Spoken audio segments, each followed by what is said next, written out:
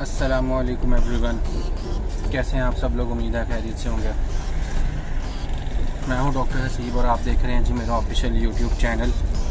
और ईद की छुट्टियां हो गई हैं जी ख़त्म और आज मंडे का दिन है। मंडे का दिन ज़रा वैसे भी मुश्किल ही लगता है जॉब पे जाने के लिए, लेकिन ईद के बाद ज़रा और ज़्यादा मुश्किल लग रहा है। बहरहाल पिछले एक हफ़्ते में मैं कोई ख़ास वीलॉग अपलोड नहीं कर सका।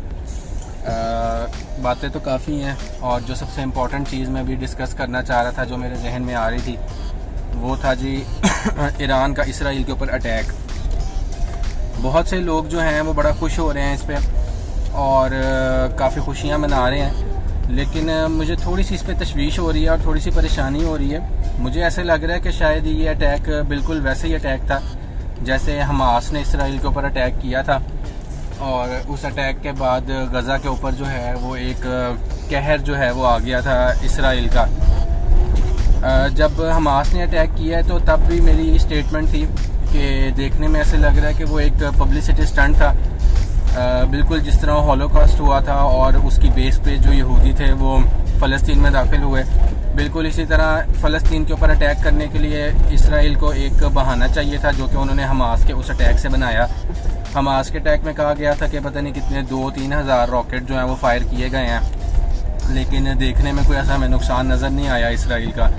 और कहा गया था कि आयरन डोम ने जो है मैक्सिमम जो थे उनके जो रॉकेट्स थे उनको रोक लिया था। आयरन डोम जो है वो उनका एक डिफेंस मैकेनिज़्म है इसराइल का, जो कि बाय एयर स्ट्राइक्स जो हैं उनको वो प्रोटेक्ट करता है। तो मेरा ये ख्याल है कि जो हमास का अटैक था सबसे पहला, आज से 6-7 महीने पहले जो हुआ है, वो भी इसराइल ने एक बहाना बनाया। पता नहीं हमास असल हमास है या वो इसराइल के साथ मिले हुए हैं या क्या सीन है, कुछ कह नहीं सकते, लेकिन देखने में ऐसे ही लग रहा है कि इसराइल जो है वो वेट कर रहा था कि हमास कोई ऐसी हरकत करे तो हम जो है वो आगे से जो आम आवाम है उसके ऊपर अटैक कर दें।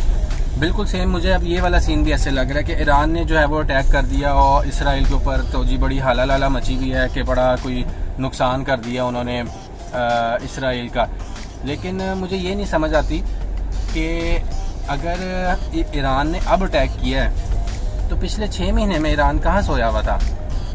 आखिर ऐसी क्या वजह थी कि ईरान को ये ख्याल ही नहीं आया कि हमने ये अटैक पहले भी करना है। मतलब इतनी आवाम मर गई, कोई 40-50 हज़ार तकरीबन लोग उन्होंने वहाँ पे मार दिए हैं। छोटे छोटे बच्चों को मार दिया है, औरतों को मार दिया है, उनके स्कूल कॉलेजेस तबाह कर दिए हैं। मतलब इतनी डिस्ट्रक्शन उन्होंने की है। तो ईरान को अब याद आया कि उन्होंने अटैक करना था। और मज़े की बात यह है कि ईरान के अटैक से इसराइल जो है वो फ़ौरन ठंडा भी पड़ गया है।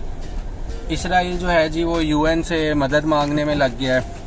इसराइल जो है वो जी कह रहा है कि जी हम सीज़ फायर कर देंगे थोड़ी देर के लिए। और एक जगह पे तो मैंने ये भी स्टेटमेंट पढ़ी है कि जो बाइडन ने कहा है कि हम ईरान के ऊपर जो इसराइल का अटैक होगा उसके अंदर शामिल नहीं होंगे। मतलब बड़ी अजीब सी एक सिचुएशन है कि इतने महीने बाद, इतनी डिस्ट्रक्शन के बाद ईरान को अचानक से याद आ गया कि जी हम लोगों ने अटैक करना था। और अगर तो ईरान के पास इतनी ताकत थी, इतने वो पावरफुल वेपन्स उनके पास थे कि उन वेपन से इसराइल ने डर जाना था, तो ये इन्होंने पहले महीने में क्यों नहीं किया। जब एक बच्चा मरा था तब क्यों नहीं किया। इन्होंने 10,000 बच्चे मरने का वेट क्यों किया, ये समझ नहीं आ रही।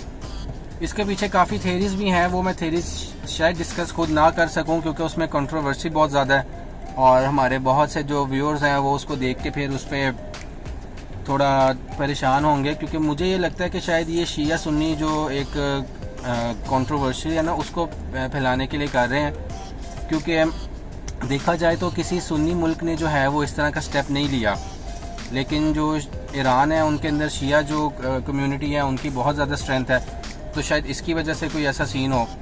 बहरहाल बड़ा कंट्रोवर्शियल सा सीन है और देखने में बड़ी हैरानी है कि ईरान ने एक छोटा सा अटैक किया है, 200-300 मिसाइल फेंके हैं और वो आयरन डोम को भी क्रॉस कर गए हैं और उन्होंने जी इसराइल में तबाही भी मचा दी है। इसराइल उनसे डर भी गया है। तो ये ज़रा थोड़ी अजीब बात है। आप लोग इस बारे में सोचें और कमेंट्स में बताएं कि ये क्या सीन है। बहरहाल अगर तो ये सच है तो बड़ी अच्छी बात है। जिसके पास जितने मिसाइल हैं वो इसराइल के ऊपर फेंके और इस मुल्क को ख़त्म करे।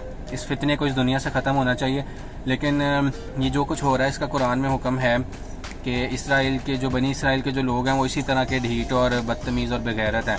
उन्होंने ये करना ही है। ये हम मुसलमानों का फ़र्ज़ है कि हम लोग एक दूसरे की हिफाजत करें और फ़लस्तीनियों के लिए आवाज़ उठाएँ। बहरहाल अपना ख्याल रखिएगा। इंशाल्लाह मिलते हैं फिर एक नई वीडियो के साथ। कमेंट में ज़रूर बताएं कि आपको मेरी ये बात कैसी लग रही है और इसके बारे में आपका क्या ख्याल है।